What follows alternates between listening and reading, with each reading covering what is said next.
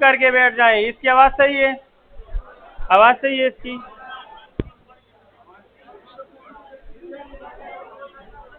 सही है ना? काइंडली चुप करें प्लीज। हमने कल पढ़ा था हाइड्रोजन स्पेक्ट्रम, आज हम पढ़ेंगे बोर एटॉमिक मॉडल। तो टॉपिक है हमारा बोर एटॉमिक मॉडल।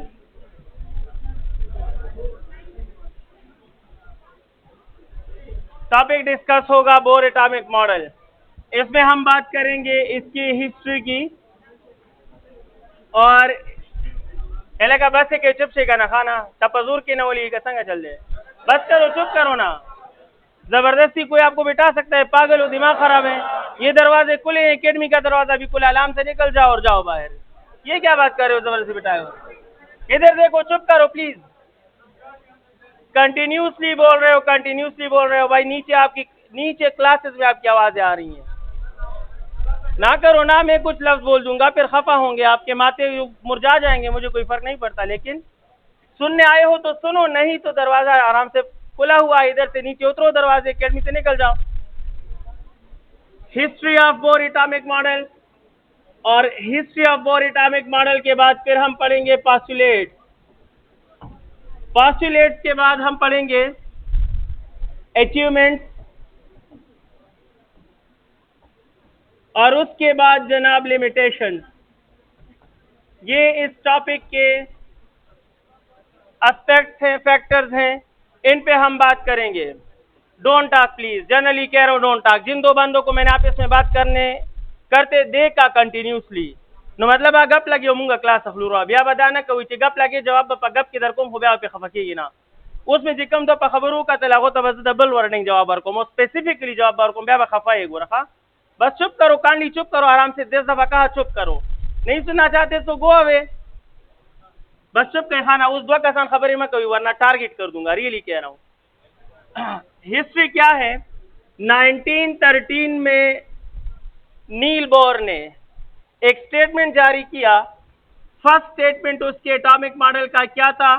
वो ये था कि electron revolve around nucleus in circular orbit. ये उसका फर्स्ट स्टेटमेंट था, यहां से उसने आगाज किया। पॉस्टुलेट बाकी है, उसने स्टार्ट इससे लिया।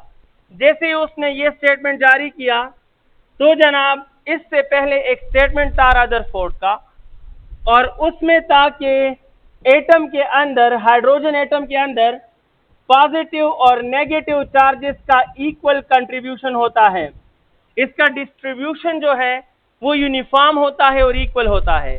ये इसके स्टेटमेंट से पहले की बात थी, और ये स्टेटमेंट जो था ऑलरेडी इसमें भी लोग एतराज कर रहे थे, और रदरफोर्ड की डिस्कवरी ऑफ न्यूक्लियस ही अपनी इस बात का मुखालिफत करा था और इससे पहले की। लेकिन ये आइडिया भी था कि बोर ने कहा कि नहीं, ऐसा नहीं है, और हाइड्रोजन एटम में न्यूक्लियस पॉजिटिव चार्ज से, electron negative charge circular orbit में रिवॉल्व करता है। जब उसने ये स्टेटमेंट दिया तो उस पर पहला एतराज किसने किया? The first opposition offered to Bohr statement was classical wave theory. Classical wave theory क्या कहती है? क्लासिकल वेव थ्योरी कहती है कि जनाब जब भी कोई चार्ज एक्सेलरेटेड फॉर्मेट में होगा, अगर एक चार्ज हो और उसमें एक्सेलरेशन होगा तो वो रेडिएशन इमिट करेगा, और अगर कोई चार्ज कंटिन्यूसली रेडिएशन इमिट करेगा तो radiation is a form of energy, it is a form of, तो इससे एनर्जी निकलेगी।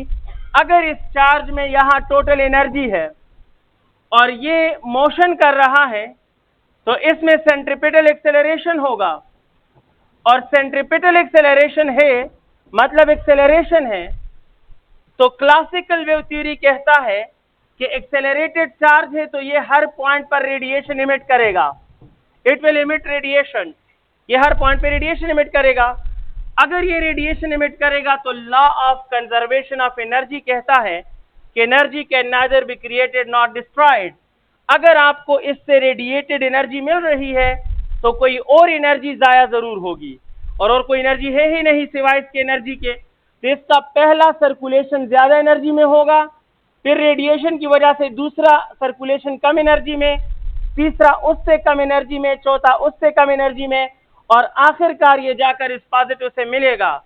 तो इस पर एतराज हुआ कि जनाब आपके स्टेटमेंट से तो ये रदरफोर्ड का स्टेटमेंट जो है, थॉमसन और रदरफोर्ड के स्टेटमेंट ज्यादा ठीक लगते हैं कि ये दोनों एक साथ मिलकर रहते हैं और यूनिफॉर्मली डिस्ट्रीब्यूट होते हैं, ये तो ज्यादा बेहतर है।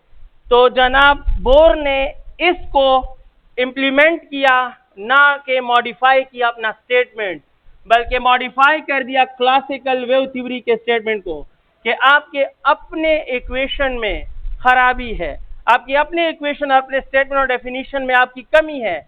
दरअसल law of conservation of energy demand करता है कि अगर चार्ज में टेंजेंशियल एक्सेलरेशन होगा तो टेंजेंशियल एक्सेलरेशन के दौरान रेडिएशन इमिट होंगे, लेकिन अगर चार्ज में सेंट्रीपिटल एक्सेलरेशन होगा तो फिर कोई रेडिएशन इमिट नहीं होंगे। अगर सेंट्रीपिटल एक्सेलरेशन होगा तो कोई रेडिएशन इमिट नहीं होगा, अगर टेंजेंशियल एक्सेलरेशन होगा तब जाकर रेडिएशन इमिट होगा, ये बोर ने कहा। और मॉडिफिकेशन बोर के स्टेटमेंट में नहीं हुई, बल्कि स्टेटमेंट एक्सपेंड होकर एक मॉडल बन गया और मॉडिफिकेशन क्लासिकल वेव थ्योरी में हो गई। और वो मॉडिफिकेशन क्या हुई कि जनाब हर एक्सेलरेशन में रेडिएशन पैदा नहीं होते।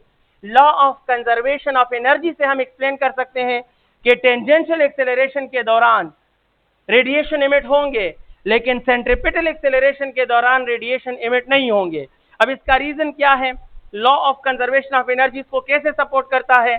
तो आपको याद होगा चैप्टर 5 आपने पढ़ा है कि सेंट्रीपिटल एक्सेलरेशन जो है वो centripetal acceleration change in direction में होता है। अगर वेलोसिटी का डायरेक्शन चेंज हो जाए, वेलोसिटी का डायरेक्शन चेंज हो जाए, और टेंजेंशियल एक्सेलरेशन वहां होता है जहां change in value of velocity हो।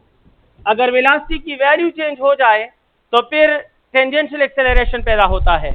अब एक पल के लिए सोचें कि अगर कोई पार्टिकल, अगर कोई बॉडी वहां से 100 जूल एनर्जी के साथ आ रही है और उसने इस तरफ जाना शुरू कर दिया, सिर्फ डायरेक्शन चेंज किया और स्पीड वही रखा, तो उसकी काइनेटिक एनर्जी 100 थी और 100 ही रहेगी। तो अगर उसकी अपनी एनर्जी में लॉस नहीं आया तो दूसरी एनर्जी में आपको गेन कैसे मिल सकता है? मुमकिन ही नहीं। और अगर आप कहते हो कि उसमें एनर्जी 100 थी, डायरेक्शन चेंज हो गया, एनर्जी फिर भी 100 है और हमें एनर्जी मिल गई, तो law of conservation of energy violate, क्योंकि एनर्जी तो क्रिएट हो गई, उसके साथ जो एनर्जी थी उसमें कमी नहीं आई और आपको बाहर एनर्जी मिल गई, तो it mean energy is created. It means के डायरेक्शन चेंज हो जाए तो ये एनर्जी में लॉस नहीं लाता। जब एक एनर्जी में लॉस नहीं आता तो दूसरी जगह एनर्जी में गेन या आउटपुट कैसे मिल सकता है? तो सेंट्रीपिटल एक्सेलरेशन में सिर्फ डायरेक्शन चेंज होता है। और उसने कहा कि ये जो इलेक्ट्रॉन है, ये इलेक्ट्रॉन इस न्यूक्लियस के इर्द गिर्द यूनिफॉर्म सर्कुलर मोशन करता है, और यूनिफॉर्म सर्कुलर मोशन जो कर रहा है इसमें सिर्फ सेंट्रीपिटल एक्सेलरेशन तो है, यानी सिर्फ सेंट्रीपिटल एक्सेलरेशन है, बट इसमें कोई टेंजेंशियल एक्सेलरेशन नहीं होता, यानी इलेक्ट्रॉन की स्पीड की वैल्यू ना इंक्रीज होती है और ना, तो इस वजह से इसकी एनर्जी में लॉस नहीं आता, तो रेडिएशन भी नहीं मिलते। अगर ये इलेक्ट्रॉन वेरिएबल मोशन करें और इसका स्पीड तेज था फिर स्लो होने लगे, फिर स्लो होने लगे और इससे स्लो होने लगे, तो अब इसकी एनर्जी में डिक्रीज आ रहा है, then definitely this decrease will appear in some other output, और फिर ये रेडिएशन इमिट करेगा। तो अगर एक्सेलरेशन चेंज इन वैल्यू से ताल्लुक रखेगा, रेडिएशन तब इमिट करेगा, और अगर एक्सेलरेशन चेंज इन वैल्यू से ताल्लुक नहीं रखेगा, सिर्फ चेंज इन डायरेक्शन से ताल्लुक रखेगा, तो फिर रेडिएशन इमिट नहीं करेगा। और बोर की इस एक्सप्लेनेशन के बाद और law of conservation of energy के इम्प्लीमेंटेशन के बाद क्लासिकल वेव की थ्योरी का स्टेटमेंट चेंज हो गया, और स्टेटमेंट ये बन गया कि all charges radiate energy under accelerated motion of increase और डिक्रीज। अगर मोशन ऐसा हो जिसमें इंक्रीज या डिक्रीज हो, इंक्रीजिंग मोड हो तो absorb radiation and decreasing mode हो तो एमिट रेडिएशन। अगर कोई चार्ज यहाँ पर हमारे पास मोशन इंक्रीज कर रहा है तो उसकी एनर्जी बढ़ रही है, मुफ्त में नहीं बढ़ेगी, आपसे रेडिएशन एब्जॉर्ब करेगा तो बढ़ेगी। मेरी बात समझ गए हैं? और अगर किसी चार्ज का मोशन स्लो हो रहा है तो उसकी अपनी एनर्जी कम हो रही है, तो जो कमी आ रही है वो आपको बतौर रेडिएशन एमिट करके देगा। लेकिन अगर किसी चार्ज का मोशन कांस्टेंट है तो डायरेक्शन बदलने के दौरान इससे एनर्जी ना एब्जॉर्ब होगी और ना एमिट होगी। क्लासिकल वेव थ्योरी इस तरह history of Bohr atomic model में इसमें मॉडिफिकेशन हो गए और इसके बाद लोगों ने समझा कि बोर सही कह रहा है।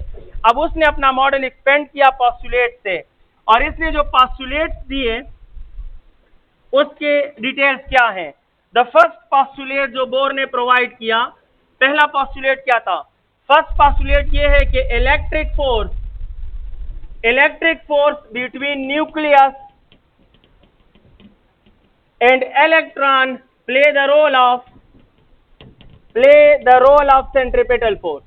जो इलेक्ट्रिक फोर्स है न्यूक्लियस और इलेक्ट्रॉन के दरमियान, वो सेंट्रीपिटल फोर्स का काम करता है। इस पोस्टुलेट का मतलब है कि फर्ज करो ये न्यूक्लियस है हाइड्रोजन एटम का, और अब इसकी बात हमने मान ली है कि इलेक्ट्रॉन सर्कुलर ऑर्बिट में घूम रहा है।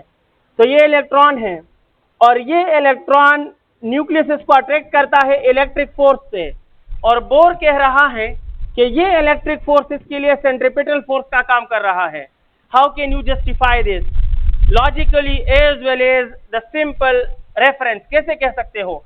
आप ऑब्जर्वर हो, आपके पास ऐसा क्या जरिया है जिसको यूज करके आप किसी भी फोर्स पर सेंट्रीपिटल होने का स्टैंप लगा सकते हो? कैसे आपको पता चलता है कि ये सेंट्रीपिटल फोर्स है और ये नहीं है? The simple detection factor is, याद रखिए, सेंट्रीपिटल फोर्स वो होता है जो मोशन को परपेंडिकुलर हो, जो मोशन को परपेंडिकुलर हो। ये सबसे सिंपल पहचान है। हर वो फोर्स सेंट्रीपिटल का काम करता है जो बॉडी के मोशन को परपेंडिकुलर हो। जब बोर ने कहा कि ये इलेक्ट्रॉन यूनिफॉर्म सर्कुलर मोशन कर रहा है, तो यूनिफॉर्म सर्कुलर मोशन का मतलब है कि इस पॉइंट पर इसकी वेलोसिटी टेंजेंशियल होगी। इतना आपको जरूर पता होगा कि सर्कुलर मोशन में लीनियर वेलोसिटी टेंजेंशियल होती है। इधर भी इसकी वेलोसिटी इस तरफ होगी, इधर भी इसका मोशन या वेलोसिटी इस तरफ होगी, और इधर इसकी वेलोसिटी या मोशन इस तरफ है। अगर आप देखें तो इलेक्ट्रिक फोर्स नीचे है, वेलोसिटी इस तरफ है, कौन सा एंगल बन रहा है? तो ये 90 डिग्री इस पहचान के लिए काफी है कि this force play the role of centripetal. यहाँ पर भी इलेक्ट्रिक फोर्स और वेलोसिटी के दरमियान एंगल क्या बन रहा है? यहाँ पर भी दोनों के दरमियान एंगल 90 है, इवन यहाँ भी। ये इजी पहचान है, जान छुड़ाने वाली बात है। अब टेक्निकल बात क्या है कि how this force play the role of centripetal force. तो इसके लिए क्वेश्चन है, अगर मैं आपसे क्वेश्चन करूं that the circular trajectory of electron around nucleus is because of option A electric force only, option B centrifugal force,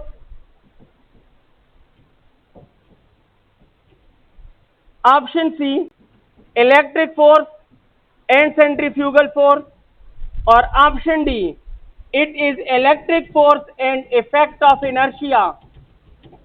I need answer, शाबाश। ये जो इलेक्ट्रॉन है वो न्यूक्लियस के गिर्द सर्कुलर ऑर्बिट में घूम रहा है। इसको घुमाने का किरदार कौन कौन निभा रहा है? इसको घुमाने का किरदार कौन कौन निभा रहा है? शाबाश। कौन सा ऑप्शन होगा? क्यों होगा? ये सर्कल में क्यों घूमता है? क्योंकि सेंट्रीपिटल और सेंट्रीफ्यूगल एक दूसरे को क्या करते हैं? बैलेंस करते हैं। आपने बचपन में सीखा है कि एक्शन और रिएक्शन कभी बैलेंस नहीं करते, और आपने क्लास 9th के फिजिक्स में पढ़ा है कि बैलेंस्ड फोर्सेस और एक्शन और रिएक्शन में क्या फर्क है। बैलेंस्ड फोर्सेस एक बॉडी पर दो अपोजिट इक्वल फोर्सेस को कहते हैं, और एक्शन और रिएक्शन दो अलग अलग बॉडीज पर फोर्सेस को बोलते हैं। ये मेरा सर है और मैं अपने दोनों हाथों से इसको यूं लगाता हूं आराम से। अगर मैं इसको यूं लगाता हूं, बॉडी एक है, एक एक्शन है 10 न्यूटन, एक रिएक्शन।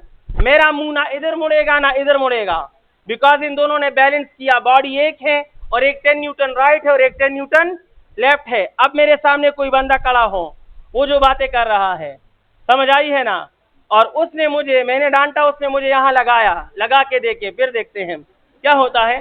तो जनाब उसने मुझे इधर लगाया 10 न्यूटन से। अब एक्शन एक बॉडी पर है, ये वाहिद केस है जिसमें न्यूटन लॉ ठीक नहीं होता और हर एक्शन का कई गुना ज्यादा रिएक्शन होता है, और आप माशाल्लाह से पाकिस्तान में पिछले 3 दिन से देख रहे हो। तो जनाब मेरा भी यही हाल होगा, अगर न्यूटन लॉ याद आया तो उसकी लाज रख लूंगा, रिएक्शन बराबर दूंगा, लेकिन अगर भूल गया और उसकी बातें याद आ गई तो रिएक्शन डबल और 3 टाइम जरूर दूंगा। एनी हाउ, उसने अगर मुझे एक थप्पड़ मारा 10 न्यूटन से और मेरा मुंह इस तरफ मुड़ गया, आप देखोगे, और रिएक्शन में मैं उसको यूं थप्पड़ लगाऊं तो उसका भी मुंह इस तरफ मुड़ेगा। अब 10 न्यूटन फोर्स दोनों जगहों पे लग रहे हैं ना, 10 न्यूटन मेरा, 10 न्यूटन उसका, दोनों एक राइट एक लेफ्ट, लेकिन बॉडीज अलग अलग हैं तो कैंसिल नहीं हुए। मेरा भी चेहरा बिगड़ गया और उसका भी बिगड़ गया। वो समझ आ गई है क्यों? बिकॉज ये दो बॉडीज हैं, ये इफेक्ट कैंसिल कभी नहीं होते, बिकॉज एक्शन का इफेक्ट किसी और पर होता है, रिएक्शन का इफेक्ट किसी, और उसी क्लास 9 के बुक में पढ़ के आए हो कि centrifugal is the reaction of centripetal. तो फिर कैसे कह सकते हो कि दे बैलेंस ईच अदर, और फिर जाकर ये सर्कुलर मोशन होता है।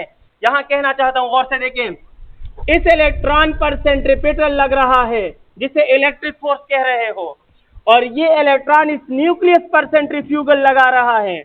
तो सेंट्रीफ्यूगल का असर न्यूक्लियस पर है, वो तो इलेक्ट्रॉन पर है ही नहीं, तो वो कैंसिल कैसे करेंगे? इलेक्ट्रॉन पर उसका अपना फोर्स असर करेगा और न्यूक्लियस पर उसका अपना फोर्स असर करेगा। ये अलग बात के घुमाने वाले की औकात कम हो, सॉरी, घूमने वाले की औकात कम होती है, घुमाने वाले की औकात। तो सेंट्रीफ्यूगल न्यूक्लियस का कुछ नहीं बिगाड़ता, उसका इनर्शिया ज्यादा है, और सेंट्रीपिटल इलेक्ट्रॉन का सब कुछ बिगाड़ देता है, क्योंकि उस बेचारे का इनर्शिया, उसका इनर्शिया क्या है? वो कम है। दैट्स वाई सेंट्रीपिटल हमेशा जीत जाता है और सेंट्रीफ्यूगल हमेशा, क्योंकि सेंट्रीफ्यूगल घुमाने वाले बॉडी पर लगता है और घुमाने वाली बॉडी हमेशा घूमने वाली बॉडी से डोमिनेंट होती है, उसका इनर्शिया कई गुना। तो सेंट्रीफ्यूगल के मुकद्दर में हार ही लिखा होता है, और यही वजह है कि अर्थ के गिर्द चांद घूम रहा है, क्योंकि जमीन पर सेंट्रीफ्यूगल लग रहा है और इसका इनर्शिया ज्यादा है, और चांद पर सेंट्रीपिटल लग रहा है और उसका इनर्शिया कम है, तो सेंट्रीपिटल उसके साथ अपना खेल खेल रहा है। और यही जमीन फिर सूरज के गिर्द घूम रही है, क्योंकि इसका सेंट्रीफ्यूगल सूरज पर लग रहा है और उसका इनर्शिया ज्यादा है, और उसका सेंट्रीपिटल जमीन पर लग रहा है और इसका इनर्शिया उसके मुकाबले में। कुछ समझ आ रही है मेरी बातें? Come to the point. हुआ है खाना खामा खैनीमा के उधरे हुआ है सब।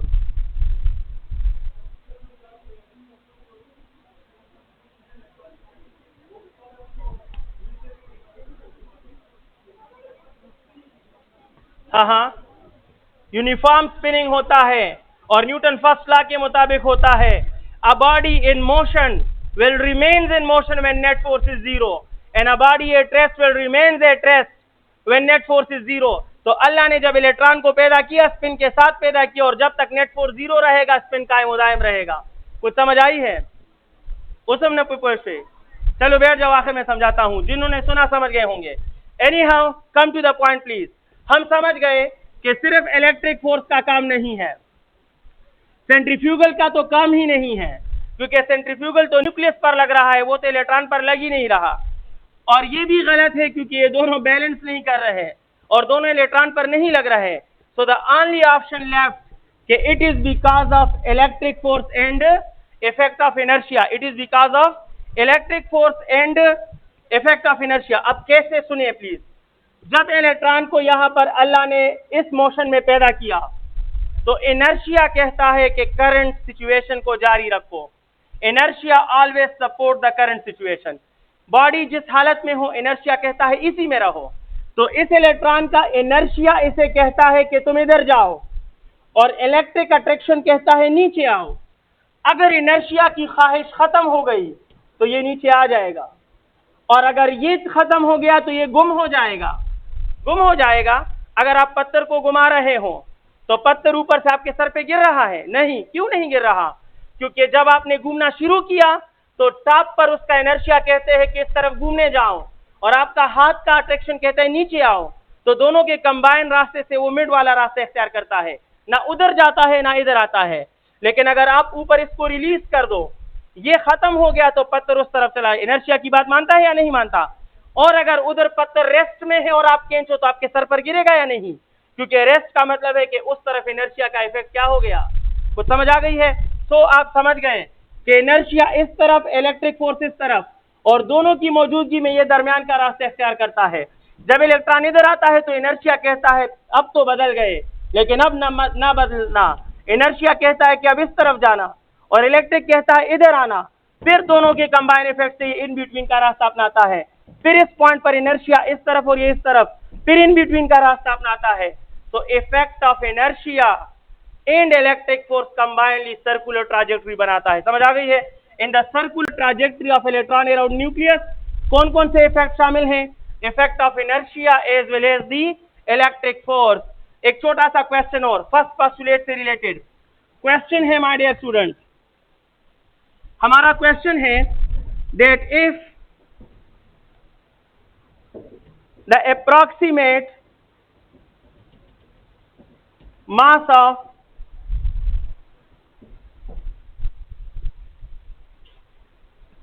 deuterium is 2m, if the approximate mass of deuterium is 2m, okay, is 2m, while the speed of electron is v and radius of orbit is r, then the value of electric force is equal to, electric force means force between nucleus and electron. Option A, it is 4m v square over r, और option B, ये 2r कर दे please, the radius is 2r, radius 2r कर दें और speed भी 2v कर दे। मैं कैलकुलेशन में आपको उलझाना चाहता हूं। While the speed of electron is 2v and the orbit radius is 2r, और मेरे पास नेक्स्ट है 2mv स्क्वायर ओवर r, और नेक्स्ट है mv स्क्वायर ओवर r, और नेक्स्ट है नॉन ले लेते हैं एहतियातन। इसको सॉल्व करने के लिए आपको क्लू जरूर दूंगा। बोर के पोस्टुलेट के मुताबिक इलेक्ट्रिक फोर्स किस फोर्स का काम कर रहा है? Electric force play the role of centripetal force. So my dear student, you can use this idea that electric force is equal to centripetal force is equal to mv square over r. Now find it please. What will be your answer? इसी postulate से बनाया है, आपका answer क्या होगा? आप solve करें please.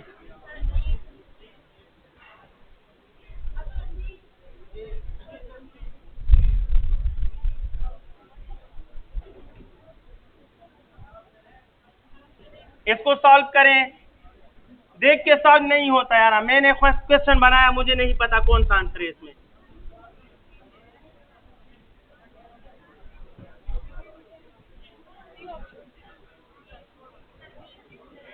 अच्छे से सॉल्व कर रहा हूं, आप अगर मैं गलती कर रहा हूं रोक लेना, वरना ठीक है। Electric force is centripetal force, ये कौन कह रहा है? Bohr atomic model, first postulate. तो मैं पुट करूंगा it is equal to m v square over r। अब मास की वैल्यू क्या है? मास की वैल्यू है my dear student 2m, velocity की वैल्यू क्या है? 2v, और रेडियस की वैल्यू क्या है? 2r। कैलकुलेट करें तो ड्यूटेरियम में 1 प्रोटॉन है, 1 न्यूट्रॉन है और बाहर 1। अगर इन दोनों का मास तकरीबन कितना है? 2 पार्टिकल का मास 2m है, अप्रोक्सीमेटली लिखा हुआ है मेरे ख्याल में। मैंने बोला तो हाँ ठीक है लिखा है। तो इट मीन कि अगर 2 पार्टिकल 2m है तो single particle can be considered as m. A little bit difference is allowed because statement concerned with approximate result, and hence you have to put not 2m but you have to put m.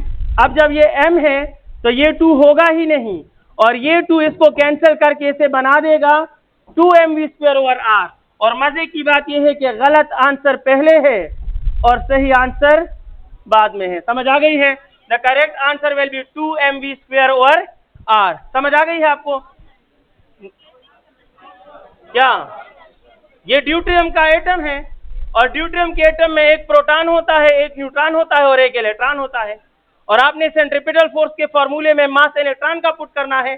अगर पूरे nucleus का मास 2m है, approximately mean के ये m और ये m, तो बाहर एक पार्टिकल है तो वो भी m का होगा। अप्रोक्सीमेट हम कंसीडर कर सकते हैं। And the calculation demands that the answer of centripetal और electric force will be close to 2mv² over r। समझ आ गई है? ओके, पहला पास्टुलेट खत्म। अब हम दूसरे पास्टुलेट पे बात करेंगे।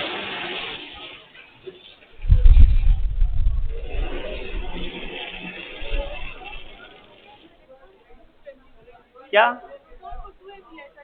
प्रोटॉन को 2m नहीं लिखा? आप इधर क्यों नहीं देखते हो? स्टेटमेंट क्यों नहीं पढ़ते हो?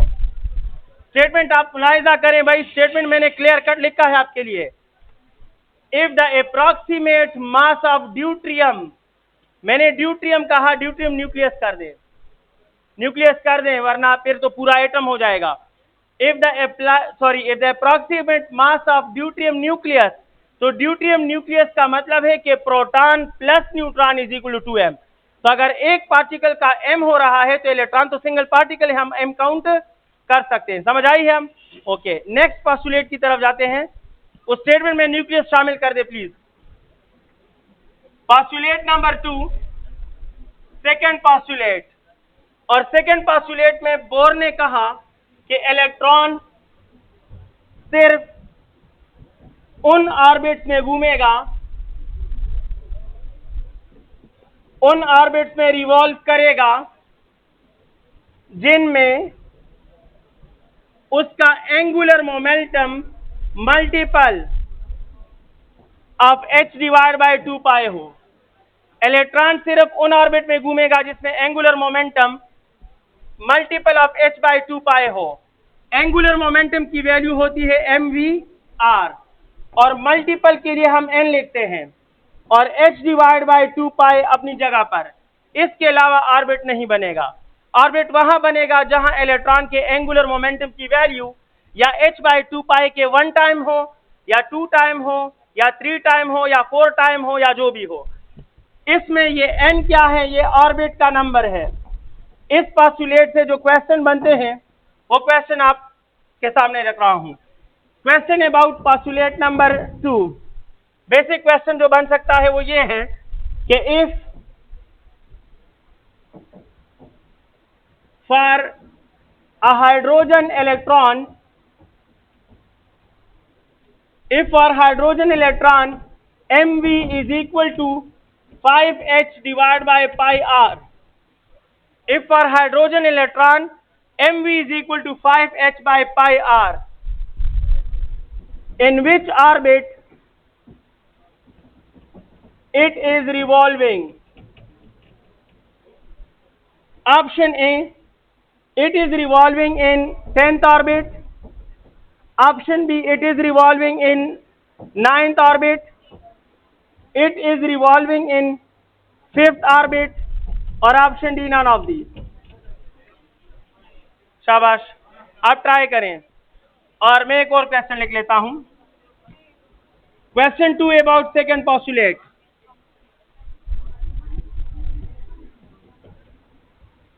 If the ratio of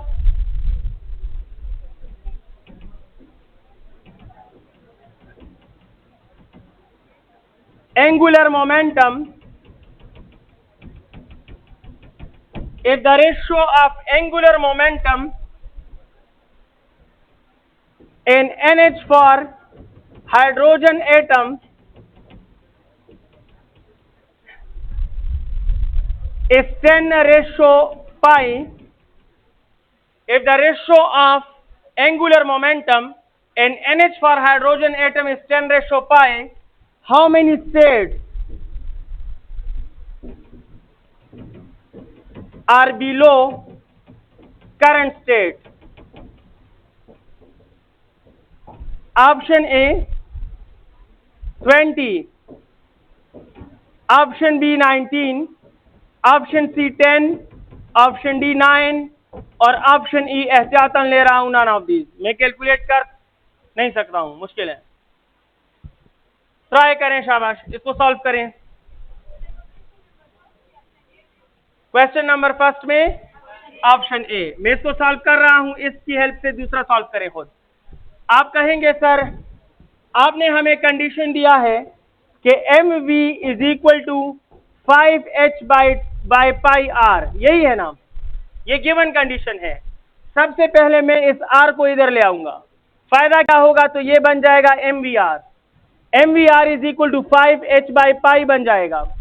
फिर मैं समझ गया कि ये क्या बन गया, एंगुलर, तो मुझे ये पोस्टुलेट याद आ जाएगा कि एंगुलर मोमेंटम अगर लेफ्ट साइड पर हो तो राइट साइड पर h बाई 2 पाई का जो कॉफिशिएंट होगा वही क्या होगा, वही ऑर्बिट होगा। अगर लेफ्ट साइड पे एंगुलर मोमेंटम है तो राइट साइड पे h बाई 2 पाई का coefficient will be the orbit, the coefficient of h by 2 pi will be the orbit. तो यहां पर एंगुलर मोमेंटम तो आ चुका है, लेकिन ये 5 ऑर्बिट इसलिए नहीं ले सकता क्योंकि ये h बाई पाई का कॉफिशिएंट है h बाई 2 पाई का, तो मुझे तो h बाई 2 पाई लेना है, इसके कॉफिशिएंट को ऑर्बिट कहते हैं। तो मैं नीचे भी 2 लगा दूंगा और ऊपर भी 2 लगा दूंगा, इससे मेरे पास 10 कॉफिशिएंट बन जाएगा, किस चीज का, h बाई 2 पाई का। लेकिन h बाई 2 पाई का जो कॉफिशिएंट है वही ऑर्बिट होता है। लिहाजा द करेक्ट आंसर इज कि करंट ऑर्बिट क्या है, करंट स्टेट 10 है। नेक्स्ट क्वेश्चन सॉल्व करें, शाबाश। आप सॉल्व करें। 20, गुड।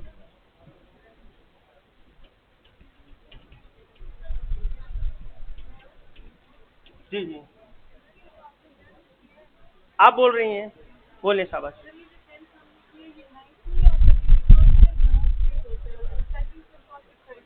तो मैंने तो स्टेटमेंट में एक्साइटेड नहीं मांगा, करंट स्टेट मांगा है। करंट मीन जिसमें ये मौजूद है। First state is first state, चाहे वो ग्राउंड है या जो भी, वो फर्स्ट ऑर्बिट है। Second is second state, third is third state. अगर स्टेटमेंट में हो इन विच एक्साइटेड स्टेट इट इज, तो फिर फर्स्ट काउंट नहीं होगा, फिर 10th state is 9th excited, फिर 9th होगा। सही है, तो यहां तो एक्साइटेड नहीं है, करंट स्टेट है।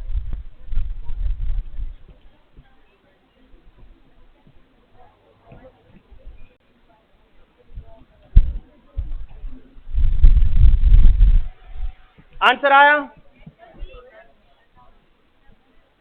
इसका आंसर क्या है, बी है। चलो सही है।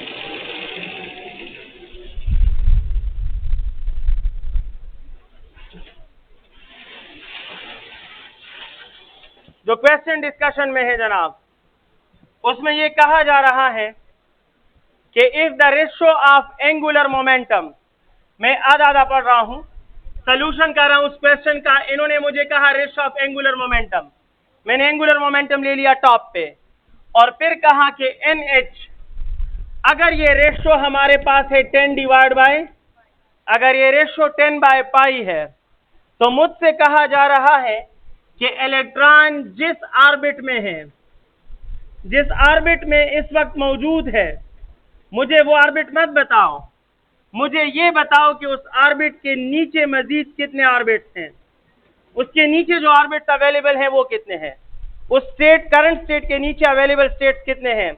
तो मैं कैसे सॉल्व करूंगा, आप खुद कहें कि सर आप NH को इस तरफ ले आइएगा, तो ये बन जाएगा angular momentum is equal to 10 NH divide by pi, 10 NH divide by pi. ये NH है, मैंने प्लैंक कांस्टेंट देना था।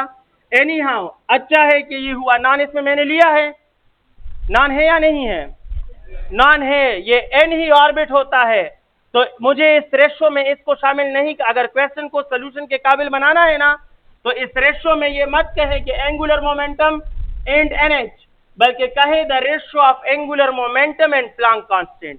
इसको अच्छा बनाते हैं, ठीक है। आपने तो सॉल्व वैसे भी कर दिया या नहीं किया, तो इसको ठीक कर देते हैं। मैं चाहता हूं सॉल्व हो जाए। If the ratio of angular momentum and NH के बजाय प्लैंक कांस्टेंट कर दे, क्या कर दे, क्योंकि n तो ऑलरेडी मैं 10 के फॉर्म में देना चाहता हूं ना, समझ आ रही है, तो इसको h कर दे, क्वेश्चन सॉल्वेबल हो जाएगा। n के साथ भी ऑप्शन है, मैं नाम ले लूंगा, लेकिन क्वेश्चन का मजा नहीं रहेगा। ये n नहीं, आपको रेशियो दिया है इन दोनों का, कि इन दोनों का रेशियो 10 बाय पाई है, तो मैं h को उस तरफ ले गया, तो ये बन गया 10h बाय पाई। फिर मुझे याद आया कि आप ऑर्बिट की बात कर रहे हो, और ऑर्बिट कॉफिशिएंट होता है, लेकिन कमी क्या है, शर्त 2 है कि लेफ्ट साइड पे एंगुलर मोमेंटम हो और राइट साइड पे h बाई 2 पाई हो, तो इधर 2 पाई लगाने के लिए नीचे भी 2 लगा दे और ऊपर भी। इसका मतलब है कि जो कोएफिशिएंट बन जाएगा क्या बन जाएगा 20। तो अवेलेबल ऑर्बिट कौन सा है और इसके नीचे कितने ऑर्बिट्स होंगे? The lower orbits will be 19 and the correct answer is option B. ठीक है, इस रेशो को ठीक कर दें। The last postulate of Bohr atomic model, जो थर्ड पोस्टुलेट है उसमें उसने क्या कहा? उसमें उसने कहा कि electron will emit a photon. Photon mean light equal to the difference of energy between the orbits of transition. Electron जब हायर ऑर्बिट से लोअर ऑर्बिट में जंप लगाता है, इलेक्ट्रॉन जब हायर ऑर्बिट से लोअर ऑर्बिट में जंप लगाता है, अगर ये हाइड्रोजन का न्यूक्लियस है और ये इसके मुख्तलिफ ऑर्बिट्स हैं और इलेक्ट्रॉन ने इस ऑर्बिट से इस ऑर्बिट में जंप लगाया, तो इस ट्रांजिशन में ये आपको हमेशा एक फोटॉन देगा, लाइट देगा। और इसकी एनर्जी किसके बराबर होगी? हायर ऑर्बिट की एनर्जी माइनस लोअर ऑर्बिट की energy. Energy in higher orbit minus energy in lower orbit. The emitted photon's energy will be equal to the difference of energies of the orbits used in transitions, such that आप कह सकते हो कि photons emitted energy is equal to energy in high orbit minus energy in low orbit, lower orbit and higher orbit. अब हम लिखते हैं photon energy is equal to HF, आप अच्छी तरह जानते हो photons energy is equal to HF, Planck quantum theory है। so HF will be equal to high orbit की एनर्जी हमेशा ली जाती है माइनस, ये है एक मिनट, ये होता है En से रिप्रेजेंट और ये होता है EP से, क्योंकि N हमेशा हाई ऑर्बिट के लिए और P हमेशा लोअर ऑर्बिट के लिए यूज होता है। ये इसका कंप्लीट फॉर्मेट है और ये हमारे पास इमिटेड फोटॉन की फ्रीक्वेंसी है। इस पोस्टुलेट से जो क्वेश्चंस बनते हैं उस क्वेश्चंस के फॉर्मेट क्या है आपके साथ शेयर कर रहा हूं। इधर ही एक क्वेश्चन लिख रहा हूं और इस पोस्टुलेट से related question, if an electron jump from -E0/4 to -E0, the frequency of emitted photon, the frequency of emitted photon will be option A, it will be 3E0/h, option B 3h divided by E0, 3h divided by E0 और option C 3E0 divided by 2h और एहतियातन ले रहा हूं none of these. एक और भी ले लेता हूं, E0 डिवाइड बाय 4 तो है, लेने दें, नॉन ले लेते हैं, पता नहीं क्या आता है, आप ट्राई करें, शाबाश सॉल्व करें इसे।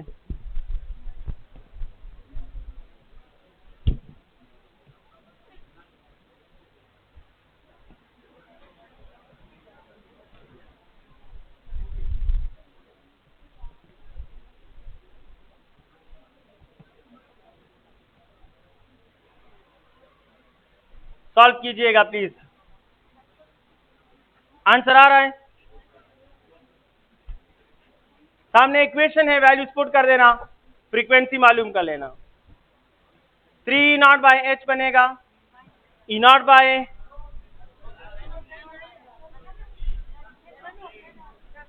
मुझे लगता है इट इज 4E0/3 और ऑप्शन ई नॉन। इस पे मुझे शक है इसलिए लिख दिया। अच्छा सॉल्व कर रहा हूं, प्लीज सुनिएगा। आप कहें सर एच अपनी जगह पे ले लें, सोल्यूशन देखें, एफ हमें मालूम करना है और एनर्जी जिससे जंप लगा है वो -E0/4 है, -E0/4 है। ये वाला माइनस फार्मूले का है और जिस ऑर्बिट में जंप लगा है उसकी एनर्जी -E0 है। उसकी एनर्जी क्या है? माइनस, दरमियान वाला माइनस फॉर्मूले का है, इक्वेशन का है, और ये बाकी माइनस एनर्जीज के हैं, दोनों काउंट करोगे तो आप कहोगे H F is equal to minus E naught by 4 और minus minus plus E naught. This can be change to E naught minus E naught by 4 and hence we will get that H F is equal to, इसके नीचे answer आएगा 4 और ऊपर आएगा 4 E naught minus E naught. तो H F is equal to 3 E naught by 4 और F is equal to 3 E naught divide by 4 H. 3 E naught divide by 4 H. ये वाला थोड़ा बच गया, लेकिन चलो आंसर क्या होगा, आंसर क्या होगा, नॉन आंसर होगा. नॉन के साथ क्या लिखें, the frequency involve will be 3 E naught divide by 4 H. अब इसका ट्विस्ट देखें, इसी वैल्यू से समझाता हूं ट्विस्ट, सिर्फ एक स्टेटमेंट में. अगर ये क्वेश्चन इस तरह आ गया तो क्या करोगे, if the emitted photon, if the emitted photon in electron transition have या has wavelength is equal to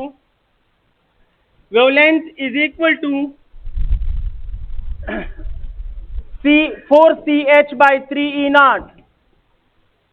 If in transition of electron in hydrogen atom, the wavelength of photon emitted is 4CH divided by 3 E naught, what will be energy of higher orbit? What will be energy of higher orbit if energy of lower orbit is equal to minus E naught? शाबाश, समझ आ गई है. Answer क्या होगा, यही है, ये इसका आंसर होगा. मैंने आपसे कहा इस क्वेश्चन के लफ्ज देखें, मैंने इस क्वेश्चन में आपसे कहा है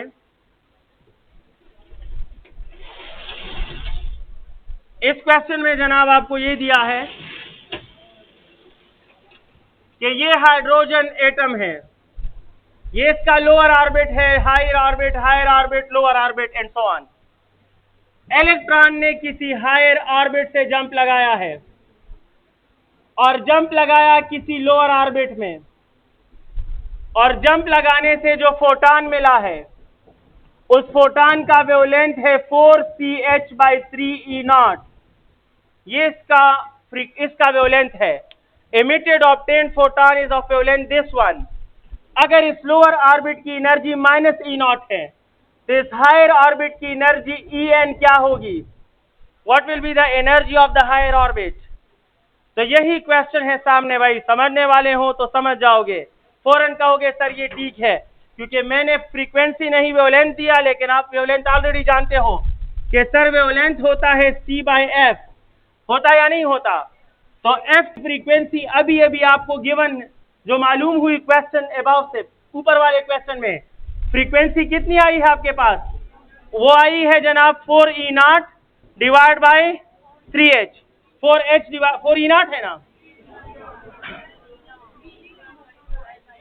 3 E naught बाय 4H, कोई बात नहीं, 3 E naught बाय 4H. गौर से देखें, इस फ्रीक्वेंसी को भूले मत, आपने मालूम किया 3 E naught बाय 4H, तो वेवलेंथ क्या बन जाएगा, ये ऊपर जाकर मल्टीप्लाई होगा ना, तो 4CH डिवाइड बाय 3E.